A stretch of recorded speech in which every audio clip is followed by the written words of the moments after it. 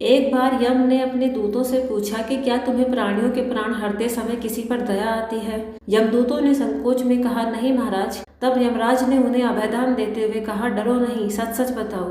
तब यमदूतों ने बताया कि एक बार उनका दिल किसी के प्राण लेते वक्त वाकई में डर गया था। दूतों ने यम को बताया कि एक बार हंस नाम का राजा शिकार के लिए गया और भटककर दूसरे राज्य की सीमा में चला गया। उस राज्य के शासक हेमा ने राजा हंस का बड़ा सत्कार किया। उसी दिन राजा हेमा की पत्नी ने एक पुत्र को जन्म दिया था। ज्योतिषियों ने नक्षत्र गणना करके बताया कि यह बालक विवाह के 4 दिन बाद मर जाएगा। राजा हंस के आदेश से उस बालक को यमुना के तट पर एक गुफा में ब्रह्मचारी के रूप में रखा गया और आदेश दिया गया कि उस तक किसी स्त्री की छाया तक न पहुंच पाए।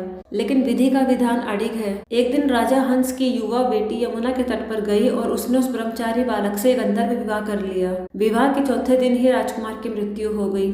दूतों ने कहा, महाराज, हमने ऐसी सुंदर जोड़ी कभी नहीं देखी थी और उस महिला का विलाप देखकर हमारे आंसू भी निकल आए थे।